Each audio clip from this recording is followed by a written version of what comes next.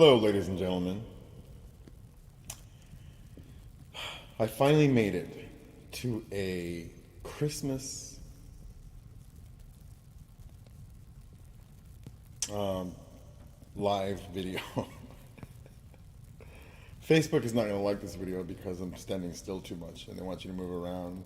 They literally want you to dance. They want you to sing for your supper. They want you to dance like some sort of entertainer in order to make your video okay for live streaming. But they want movement. So I guess we'll start off with a little bit of music here, and the music that we're going to start off with is a trasquilada version, a version made by ear of this song.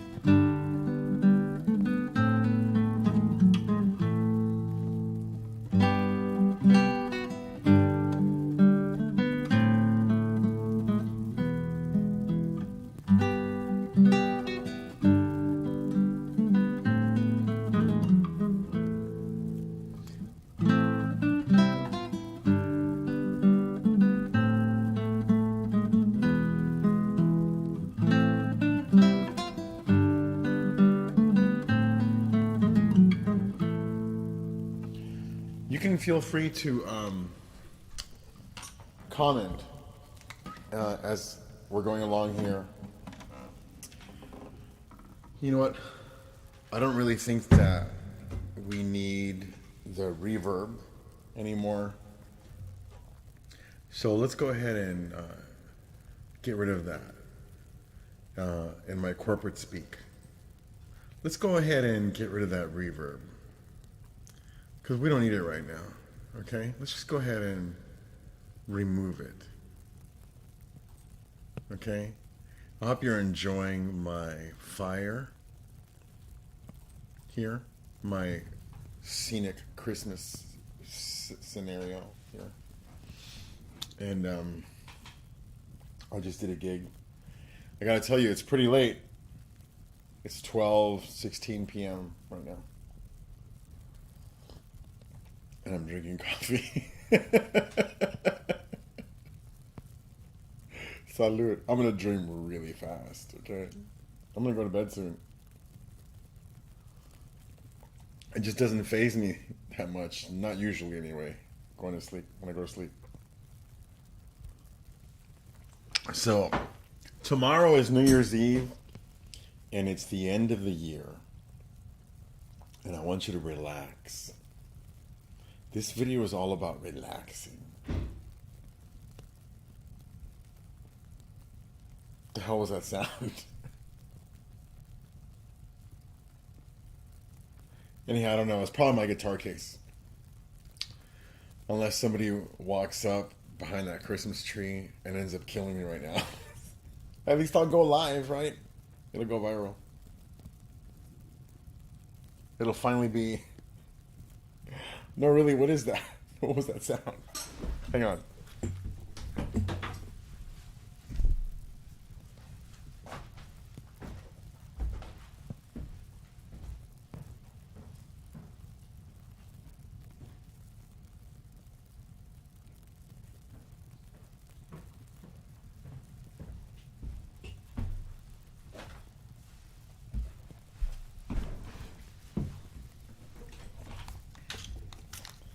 This is the part where I tell you a ghost story. And there is no ghost story, actually. So, what I would like to say to you is, yeah, feel free to comment. It's late. Tomorrow's New Year's Eve. And here's what I'm going to talk about. And I'm fully aware that Doesn't matter. It doesn't matter what I say or how long I say it for. As a matter of fact, it's better if I speak for a long time, you know, because I can get my points across that way, and we can relax. You know what I'm saying? This is a relaxing time. This video will endure. Just enjoy the fireplace. Enjoy the fireplace back there, and the Christmas tree and the wreath. Even though it's almost New Year's, tomorrow's going to be New Year's Eve. I want to talk to you about, you ever heard of bro science? Well, I want to talk to you about Om science. It's some phrase I came up with. And Om science is, it is, instead of that, I'll tell you, hang on, sorry.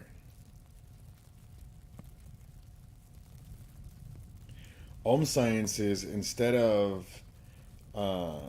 is like, let's say, people who don't believe in vaccines or who may think that there's nefarious organizations trying to give people terrible vaccines, you know, dangerous things and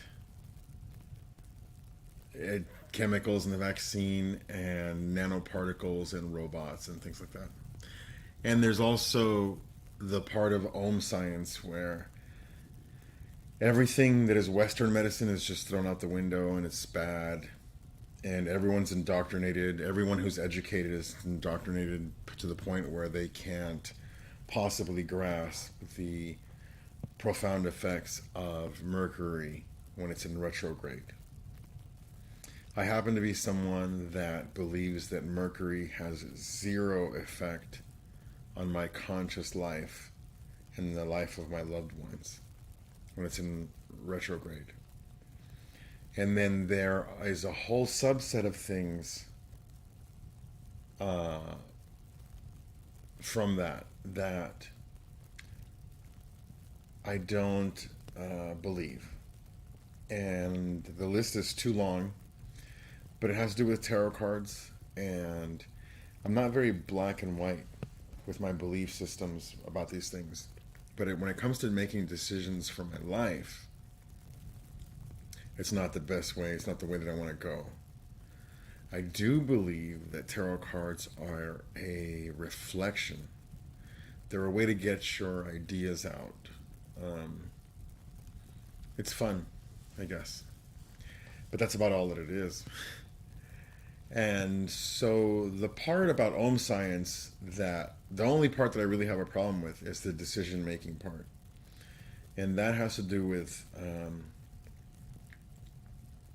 the fact that it's kind of like spitting in the face of all of the progress that we've made, the technological progress, and it's spitting in the face of that because you're reverting to like medieval knowledge. And there's something to be said about medieval knowledge, like for example, herbs and herbs, oils or things like that. These are things that are actually useful. You can actually do something good with them, and they may benefit you.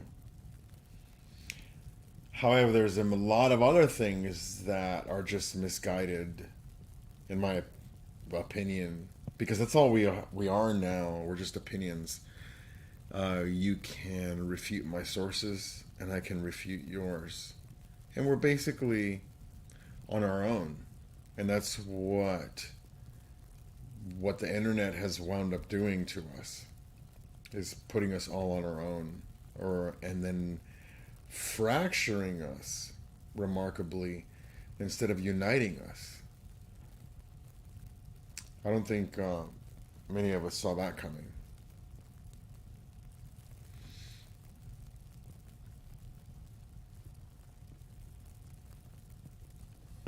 So,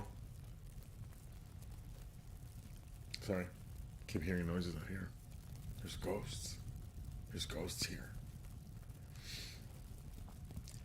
So yeah,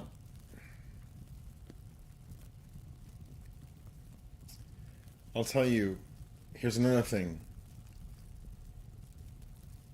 When it comes to food, um, well, let's say call it food snobs, which is something that is kind of related to Om science. It's in that same genre, but when it comes to food, one of the most annoying things is people who read labels. And it's just been my experience recently, over the past year, maybe more.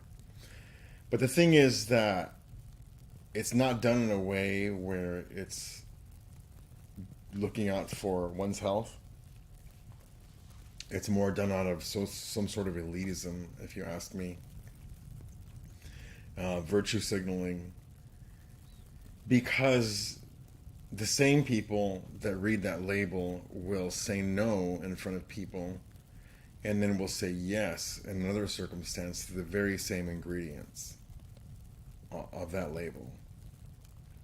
And yeah, there's hypocrisy. We're all hypocrites to a degree. But the thing is, like, for example, over my holiday dinner, there was a group of us, and then somebody was basically slaving away, and they made a bunch of food. And then one of the people there was basically saying, no matter what words they were saying or artificial colors or whatever, but they were saying that this is not good enough. And that's basically what they were, the effect of what that they were having. Um, so that is kind of annoying. And you can say that that's part of the Om science crew, right? Um, so, and a lot of the time, people that learn about food stuff, nutrition, they learned about it off of a YouTube channel or some sort of article. And who knows what the validity or the credibility of that is. I mean, I'm somebody who fell for coconut oil. I was bathing in coconut oil. It was in my ears, it was in my body. I'm just saying it was in my skin. It's still good for your skin though, but it turns out it's bad for you. And I'm somebody who went for agave nectar. It turns out it's worse for you than sugar. That is crazy.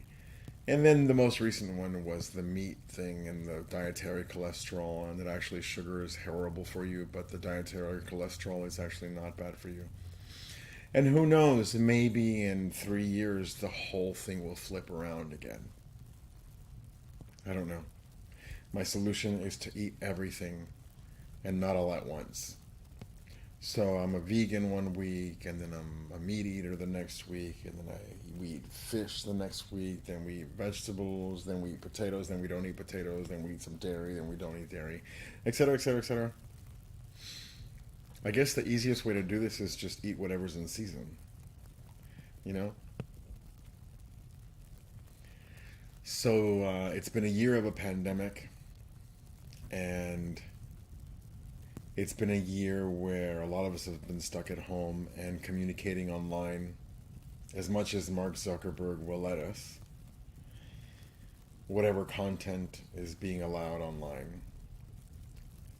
And I've noticed that maybe the people who have complained the most about the pandemic are the wealthiest people that I know. I think it's because when you live through a pandemic and you're wealthy, you don't have access to the things that wealth gives you access to, because you're basically poor like everybody else, because you can't do anything just like everybody else. I said that once, and then somebody sent me a picture of somebody in like Monaco sailing a ship. And I get it. Yeah, okay. You can do that. You can get on a sailboat and do all that. But come on, what percentage of the people is doing that on a sailboat? Plenty of people have sailboats, but most people don't, and even a lot of rich people don't. What is rich? Who is rich? I know rich people that don't think that they're rich, but they're rich, trust me. And we're rich. I'm rich. Did you know that? I'm rich. Nice to meet you. What's your name? The richness is, I grew up in a neighborhood where, the neighborhood that I live in now, for all of my struggles and all that, the difficulties in life, the neighborhood where I live now is a neighborhood that was an achievement when I was a kid. And I don't own a home, I rent um, a house in this neighborhood. And I've never owned a home, but it doesn't matter because I live here. And I'm here amongst you all messing up the neighborhood. No, I'm saying that because my yard isn't the best yard on the block. But maybe it's not the worst. I'm not sure. I'm trying to think. Maybe I'm the worst guy on the block. Anyhow, it's a very big deal. When you own a home, you actually don't really own it. Your neighbors own the home with you. The whole thing about freedom and autonomy is bullshit. You can have a house and have the homeowners association all up your wazoo, and you can do whatever you want. Basically, you may as well just rent for your whole life. I don't know. Owning a home is a big responsibility. As you all know, Highway Troubadour is a project that I came up with this year as a response to the pandemic and how I'm going to deal with it. But still going strong, and at the beginning of the year here, we're going to take off. And, some people think that I already traveled and came back, but I haven't even left. And I don't think that people realize how difficult it is to do things right now, and also that when you're going to tow a trailer, how complicated it is. It's not rocket science, but you don't just grab a trailer and stick it on the back of a vehicle and tow it. I mean, unless you want to be very dangerous about it. You have to learn things about it. You have to learn how it works. You have to learn, if it was just me, it doesn't matter. It's like, I'll just get a van with a shower in it and a bathroom or something. But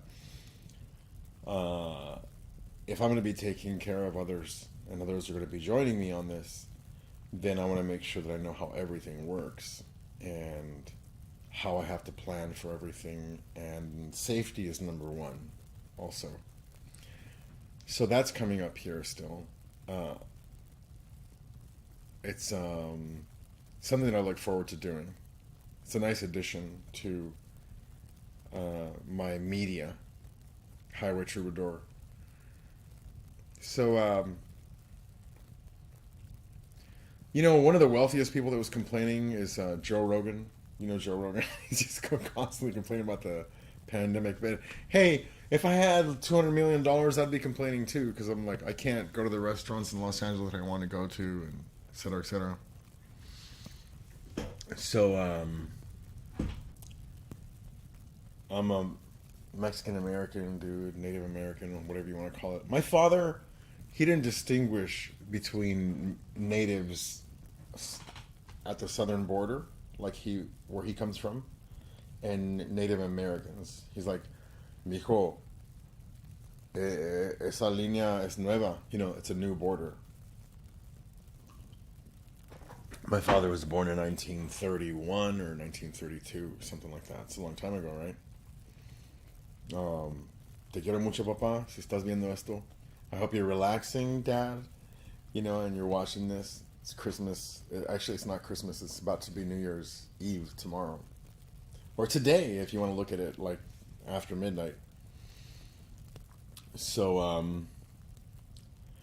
I'll tell you something I learned end of the year here during the pandemic. Something I learned is that you're not supposed to raise your own kids. I decided to my ex, the mother of my kids, had the idea to homeschool the kids. Because frankly, I went along with it because I thought that school was going to open and then in 2 weeks it was going to close. But it didn't. It stayed open. But it doesn't matter because I've gotten the hang of homeschooling or unschooling, whatever you want to call it. And, it's hard and it's always difficult and you always have to stay on top of it and you always have to keep learning with your kids about learning. And why was I saying that? Oh yeah, I learned that when my kid was going to elementary school, there was a lot of complaints about school and how it's a assembly line and it was made in the 1920s for people to be workers and why is it constructed this way. And Sir Nigel Peterson or Robertson, Sir Robertson, whatever his name is, from the education specialist from England, saying, why do we do that? Right? He's like, why do we group our kids by age? I agree with all of that. And then when I decided to leave school to do homeschooling during the pandemic, the parents, people around were like, all of a sudden were like, oh my god, how can you do that? They're gonna like not have any structure and they're gonna be dumb, and your girls are gonna need a man to take care of them or something like this. I don't know what, but apparently if you raise your own kids you're gonna ruin it. And you're not supposed to raise your own kids. That's what I learned during the pandemic. And you're supposed to get a job and drop them off to be with somebody that's not their family, because somebody that's not their family is obviously smarter for some reason, or it's more better. It's better. It's more better. It's better. And then another thing that I learned during the pandemic about school is that school is not for the kids. School is for the parents to go to work. That's kind of interesting, huh? So yeah, it's not so much about the kids getting an education, it's about the parents having free babysitting while they go and contribute to the economy, go to work and be part of the machine. We've learned so many things. I hope that we probably will squander it, but I hope that we don't squander the opportunity of changing fundamental things in society. I guess that remote work is going to stay for many people, which is great. It's great for the environment. It's great for those of us who have to be on the road, traffic. It's great for ambulances, fire trucks, etc., police officers. Anybody has to drive to work, who has to go there. You work on an assembly line, you're not going to do that from home. So, yeah, I hope that we change everything that we possibly can when it comes to that. And, I released a Christmas song, a Carol of the Bells version, but it's a bossa nova version of Carol of the Bells. And what I did was I made a link merch campaign out of it. If you don't know what link merch is, it's a product that I made for distributing your own music. And what that thing looks like, I made a sticker, you see, and the sticker looks like this. Can you see that? That's kind of a big image there, buddy. Okay, let's remove this big image here.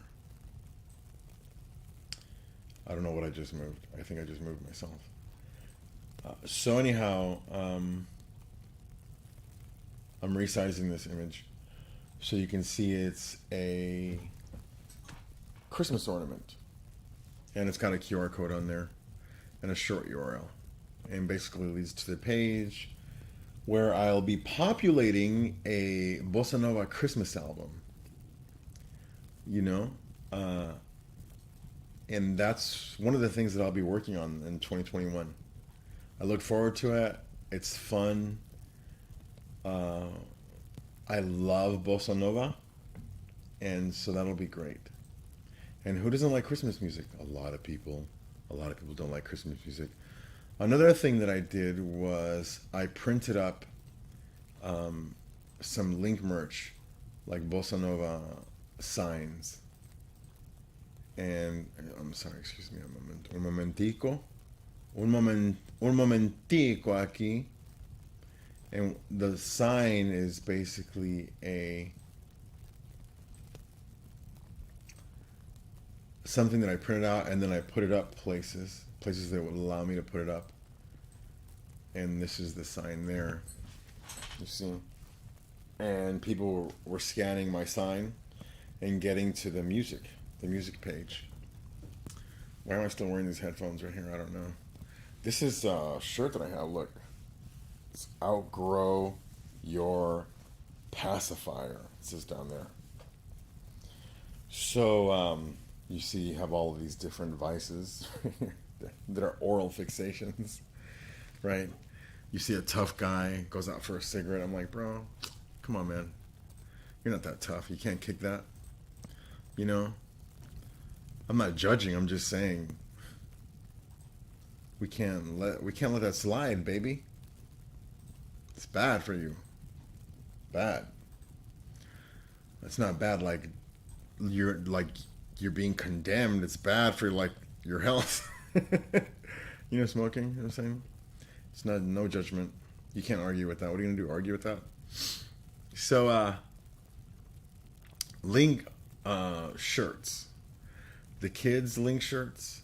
If you don't know what that is, it's Amazing Shirts Kids, and this is a product that I have where you can order a shirt that has your contact info, which is scannable with a phone.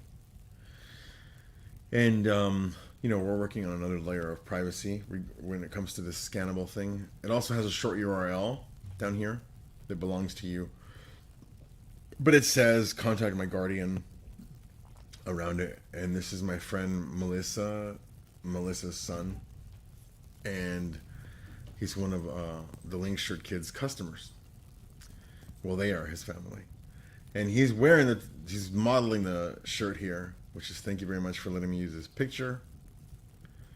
So there's that, and then what else? I hope you're relaxing. Hope you're having a relaxing time, ladies and gentlemen. That's right. Um, you know what? If you're commenting over here, I can't even see it on my application, which I'm supposed to be able to see it. But it's fine. Doesn't matter. Nothing matters. Not when it comes to the web stuff anyway.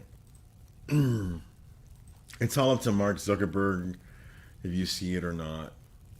You know, another thing that I released this year was a song called Zero Sum. You know, and that song is a rock song, baby. You know, and I used some of this art here. You see that right there? Some of this art. You know, to go along with the world building of that song, because I was thinking about like a John Wick type of scenario for the music, because during that part of my life, I felt very under the gun. You know, so you always want to call upon the strongest, most extreme form of motivation, role model that you can find to help you out. So yeah, I'm sure there's a ton of stuff that I'm missing here at the end of the year.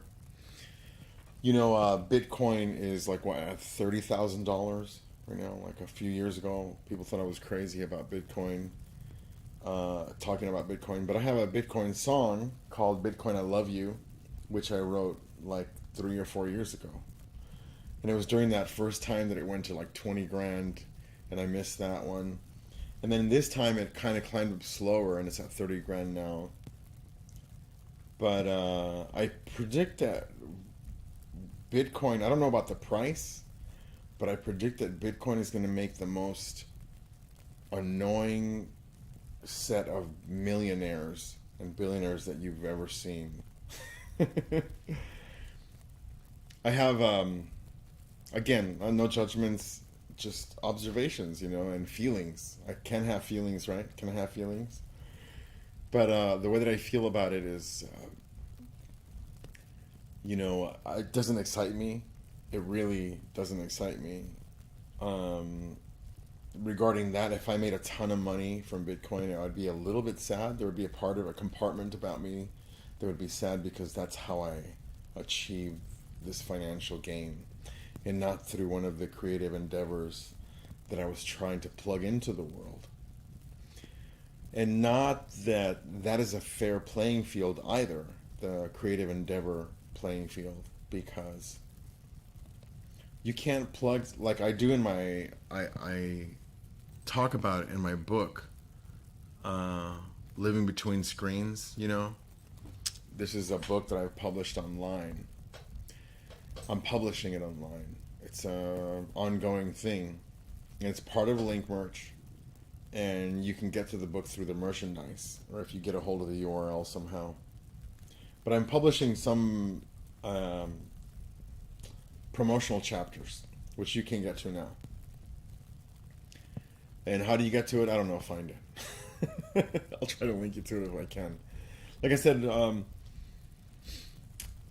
it's not an even playing field. You can't. It really is up to the algorithms whether or not your things are going to be seen, and it's just a shitty situation. What am I telling you? So, the thing about the Bitcoin is that there's a lot of fanaticism about it. I got fanatical about it for a couple of months, years ago. And I just see a big problem with it, like as far as its viability goes. Now, can you make money from it? Oh, yeah. You can make a ton of money. Obviously, people are making a crazy amount of money from it now. But as far as its application, its usefulness, people talk about it being electronic. Well, we already have electronic money. Most of our transactions are electronic now. Why would anyone go to a currency that nobody knows who invented it, and every transaction can be tracked, and you can make a new wallet and I guess hide your transaction? But I've heard from hackers that you can figure it out. In most cases, you can figure out all these transactions and who it went to and what wallets it went to and who they belong to and whatnot. I don't know about all that, but the thing is, what if I have $1, let's say a Bitcoin, and I make a purchase for the equivalent of an American dollar? I don't want in like a week for my dollar to be worth 30 cents. If your dollar's going to be worth $1.75, that's great, right? But when it goes the other way around, when it goes the other way, it's like, who wants to store their money that way? People say that it's the new gold, and this is how you do that, and I agree, because gold is bullshit also. That's how I agree, because they're both bullshit. It's like, so, okay, all right. Maybe people will adopt it. Maybe they will start making transaction with it, and it'll even out. But as far as the conspiracy things go, for conspiracy heads, which I know that Bitcoin has plenty of them in it, where is your conspiracy mind when you think about that? You don't know who created the currency.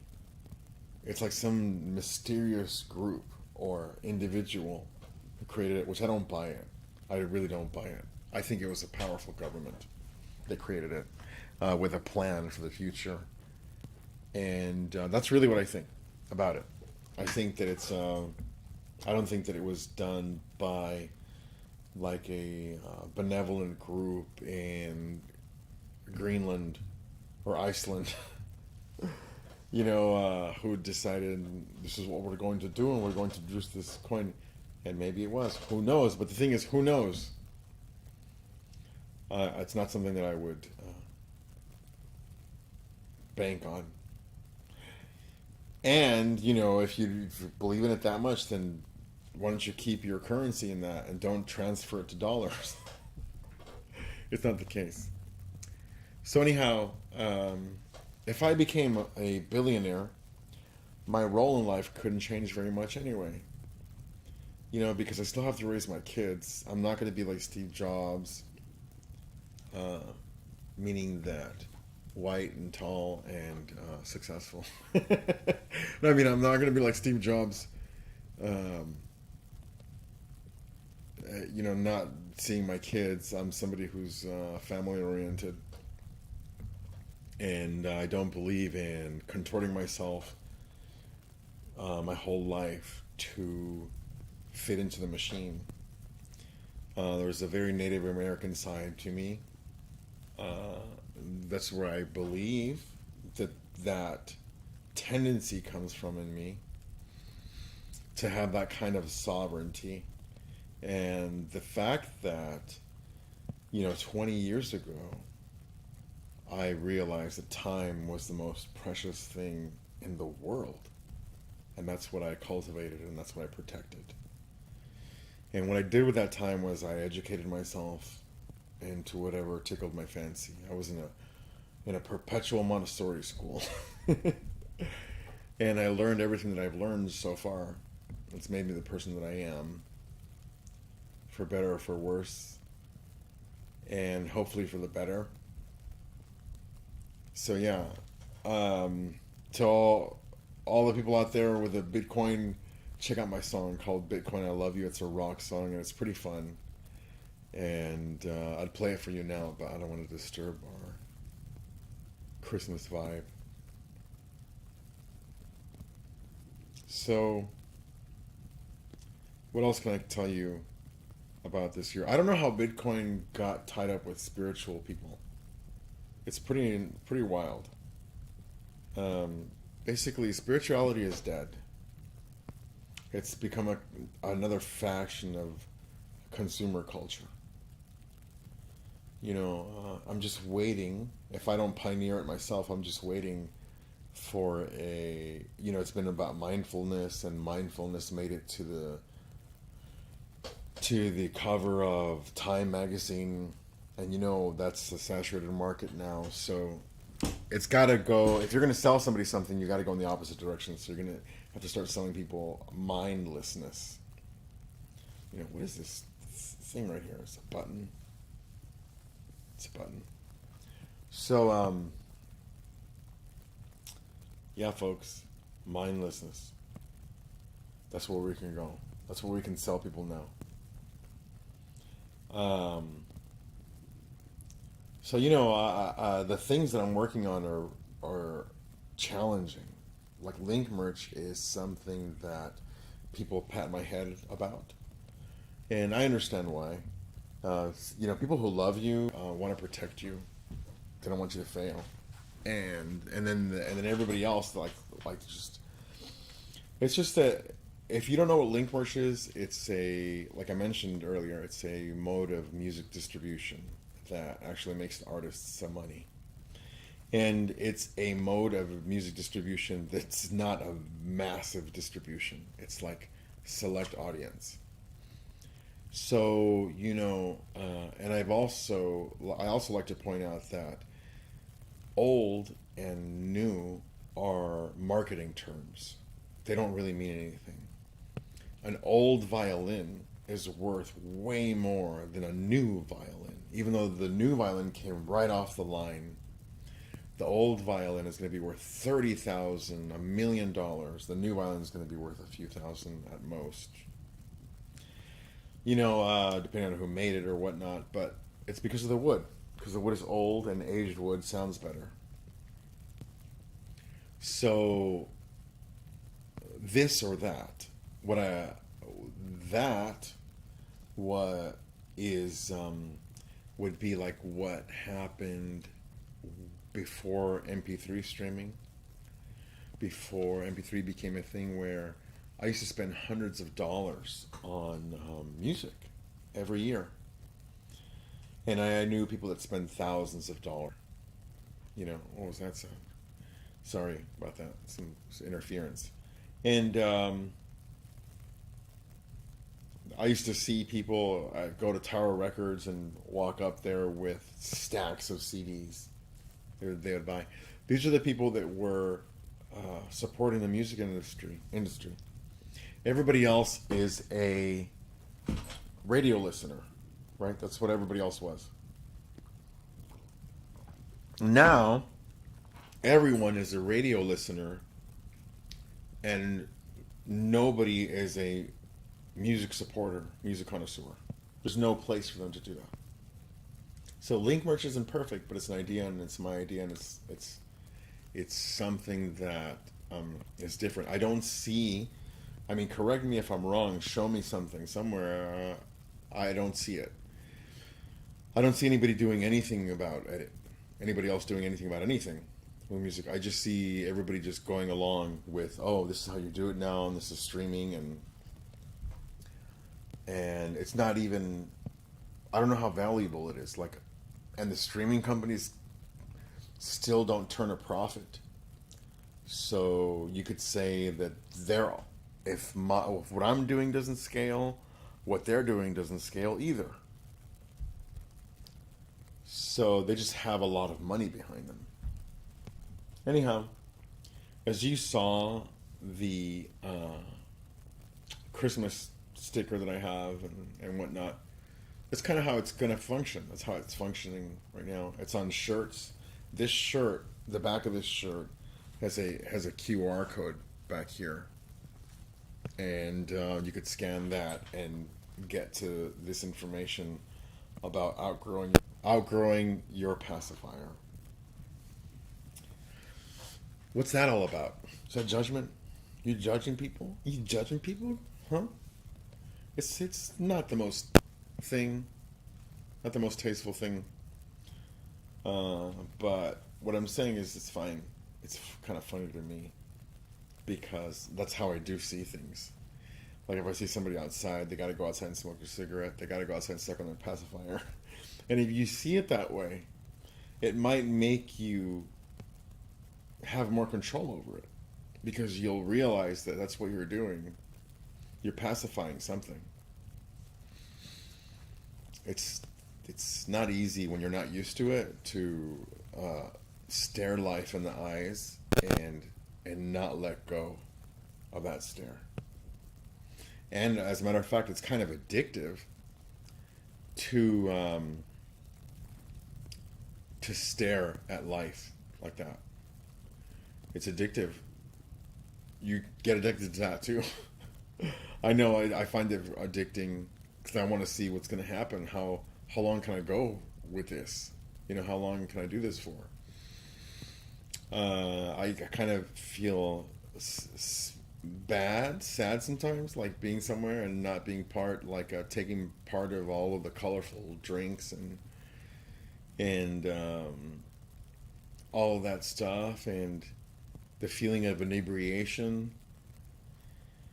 But something outgrew that for me right now. Maybe not forever, but I just don't see myself ever going back to it. What I do now is I run and I work out as much as possible, and that's how I deal with things. Yeah. To all the single parents out there, should we take a break? Should we take a music break right here?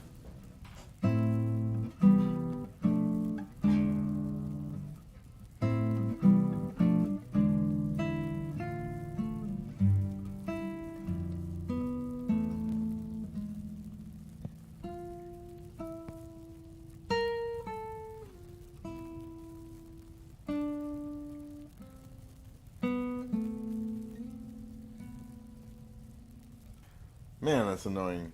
All right, so, all right, the part that's gonna get me fired. You ready? Here's the part that's gonna get me fired. It's the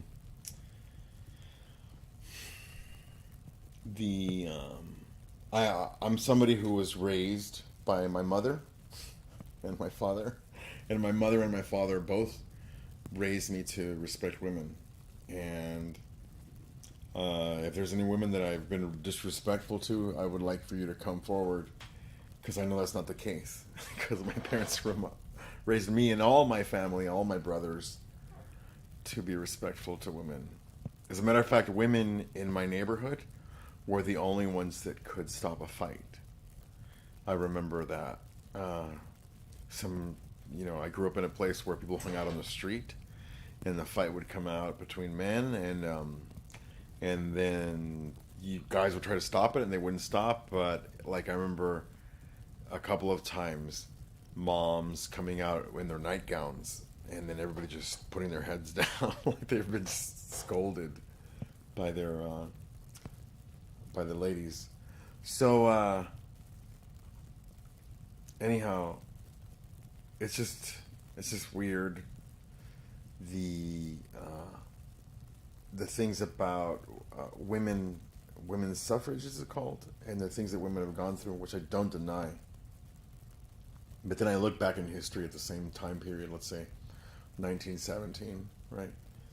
And the things that women were going through. And then, if we're going to compare, like if we're going to be on teams, like, which I don't agree with, if we're going to be on teams like males and females, yeah, historically, I think to myself that the man had a really, really, really raw deal. Like, because if you want to talk about not having control over your body, like, you actually had to take your body, and they took your body and they put it on a ship.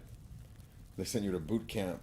They sent you overseas, and if you didn't go over the hill to kill people, they were going to kill you from behind with a gun. I don't know if you know that. That's how it worked. But so you don't have a choice. And that's some serious not having control over your body there. And that came to mind because I saw a sculpture from Hungary. And the sculpture that I saw is it's a man who is missing from his family. Let me see if I can find it really quick. If I can't, I don't want to spend too much time looking for it. But yeah, I don't really see it here. But it's a sculpture from Hungary that is pretty profound, because basically it's a stela. I think that's how you say it. It's a wall, and the people are etched into it, but the man is missing in the middle. So that's what happened during World War I, which a bunch of men were killed. A bunch of men, like at least one from every village, but I think it was way more than one from every village. And I know that every town in England had men missing, and this is such a crazy thing. And and before you go, well, that's how you men are, well, you made us. People say that women don't run the world, but I think they run the world because, I mean, it's a joke, but it's true. If every woman said, I really like a 2002 Volvo V70 station wagon, and beautiful women were seen gawking at these cars, men would just go out and get them. The price of those things would just go skyrocketing. A Volvo V70 station wagon, which are pretty good cars, actually, really good cars. 2002 Volvo V70 station wagon. So yeah, what am I going to tell you? It's, jumping a little bit back to the Ohm science, which is like the bro science, but Ohm science is there's a lot of talk that I just can't tolerate, man. I just can't deal with it. And I'm not gonna blame the people who are talking that way.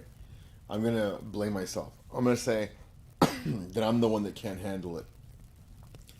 Uh, because there's words. I look for meaning in words, and when people start talking in words and concepts that, well, are just too subjective, I mean, then we're doing a different kind of talking there. Then we're supporting each other emotionally, but it's not an intellectual conversation. And it's I call it like pseudo intellectual. I came up with an acronym. It's called NAPIP, NIPIP, New Age Pseudo Intellectual Philosophy, and I come up with these things to help me deal with these things, so I can identify them and then say, "Oh, this is what's happening here." There's a lot of that going on. So my book, Living Between Screens, which is I'll show it to you right here again, like what my page is looking like. You can read it online. Go to my Facebook page, scan the QR code. If you're on your phone looking at the QR code, get another phone, or look at it on your computer and scan it from there. Because that's the only way that I can share it on there. They won't allow me to share my URL. Your guess is as good as mine as to why that is. So I don't care anymore. I'm not giving you that any more energy. I've appealed to them like 40 times to not do that. You know, to not block my URLs. But anyhow, in my book, there's plenty of dissident perspective on the internet in this book. And I don't really cover the positives. I tend to be a person that doesn't cover the positives because the way that I see things, and I promise you I'm not trying to be a dick. The way that I see things is that the positives are, you don't need help seeing those things. They're there and you take advantage of them and you enjoy them and you love your family and your kids. Why do you need me to how do I put it to you? Frivolously? Why do you need me to redundantly point out, it's like a circle jerk, right? Like, what do you mean? I mean, not a circle jerk. It's why do you need me to redundantly point out the positives? The positives are there. But if you are someone who needs the positives pointed out constantly, that's fine too. I don't have a problem with that. Whatever. But the thing is, I'm not that kind of a person, and my work is not that kind of work. So there's plenty of dissident things about the internet here, and you could be somebody who's like, well, I don't see why you would have to see it that way, Goliath. And yeah, I'm like, okay, there is benefit in being an optimist with things. But the things that I'm dissident about are the monolithic corporations. By monolithic, I mean gigantic. I mean corporations that end up making the culture homogeneous or homogenous, however you like to say that word. And the way that happens, one of the reasons that happens is because one company, let's say Amazon, let's say Google, let's say Facebook, they have a goal as a company, and that affects all of the other things that they own, and that ends up making a unifying philosophy behind it, instead of this part of them going against their main objective and being a conflict of interest, which may be an interesting interest, even though it conflicts with what they're doing. So the thing is, my question is, optimism. Why are you going to be optimistic about these gigantic companies, Spotify, you name it? There's the big five, what? People, progressives, in 2007 used to complain about the the fact that there were like five networks and five major corporations. This is a big contention, point of contention. There's a big point of dissidence for the progressives. So why are you going to be optimistic about products that they're making or what they're doing and not be optimistic about something like, let's say, like Link Merch here? You know, is it because Link Merch is stupid? Maybe. I'm just saying, if you want to think it's stupid, you can think it's stupid. You know what's really stupid? Is continually uploading your music to a platform that is paying you fractions of a penny and not valuing 75,000 of your fans. 75,000 fans that paid you $1 for your entire album would give you $75,000. But these platforms, they don't know how to value that amount of fan. Like, let's say you sold 10,000 fans an item of your Link merch, and you wound up making $2 profit from each one of those items. Just $2. Let's say they were T-shirts. You would end up making $20,000. That's, and this is just a small time artist. So this isn't going anywhere, folks. But yeah, so optimism on the internet. I think somewhere around 2007, I jumped this rung of optimism and pessimism, and I transcended that good and bad optimism. I just look and don't judge what I'm seeing, and I don't identify with my negative observations. Because it's weird, because you'll have these really negative things that are happening, and because you observe those negative things, people will blame you for observing them and speaking about them. Like you're mucking up the place, like you're ruining this great thing. There's a lot of questions about society that are question marks. They are things that don't make any sense. Like, for example, we're the most technologically advanced society. Let's say the United States. Let's just pick the United States. One of the most technologically advanced societies, maybe the richest nation in the world, the most diversity of cultures, the most media, the most et cetera, et cetera, et cetera. Best, like, access to food, lots of, you name it. And at the same time, per capita, which means, like, judging for scale, we have the most suicides. And it's not because we have the most people. We have the most suicides. And we have the most people on, if not the most, one of the most people, the nations with the most people on antidepressants. So despite the iPhones and the tech and the connection and the Starbucks and the Target and the cheap prices and the rides and the beer and the weed and et cetera, despite all of that, the bisexuality. I'm saying bisexuality because if you're bisexual, your options are more open as far as, like, mates, right? So you have all of that, all these opportunities for stimulation and whatever you get from it, and still we have the most suicides and the most antidepressant usage. But getting back, I'd like to jump back to the thing about optimism and Link Merch and living between screens. Anyhow, this is a project that I've been working on for some time, the book, that is, Living Between Screens. I don't see myself publishing it as a book. I don't think I can do what I want to do with it, publish it as a book.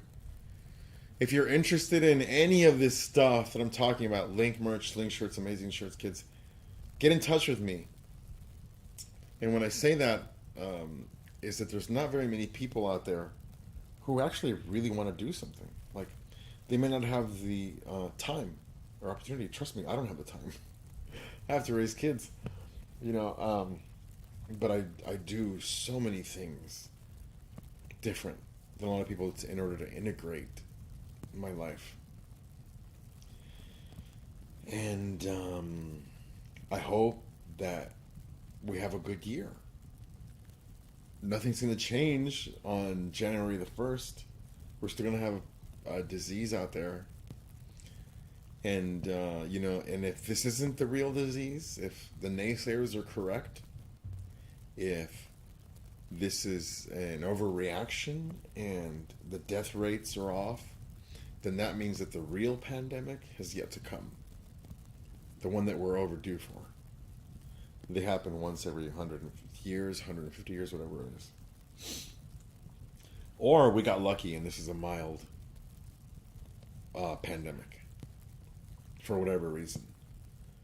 And then there's another scenario, like if the virus did leak from that Wuhan laboratory, then that also means that the pandemic that we're overdue for hasn't happened yet. So this is the content of my mind, ladies and gentlemen. You know, wouldn't it be better if I just was like an inspirational coach instead of saying all this stuff? Instead of like making link merch and shit. Just talk, just pretty talk, and like just upload stuff to Spotify and make Daniel Ek a ton of money, you know, and him and Mark Zuckerberg at a house party. These are the real Beatles now. These are the guys that are the Beatles now. They are the rock stars of our time, ladies and gentlemen. This is who we follow, look up to, study, think about, etc., etc. So, what's going to happen here is I gotta go to bed because I gotta get up pretty soon. And I would like for you to have a restful sleep. So I think that I'm just going to freestyle some music here. Okay? And the music that I'm going to freestyle is, let's see, I have a preset here. What is it called? Windverb. You ready? Here you go.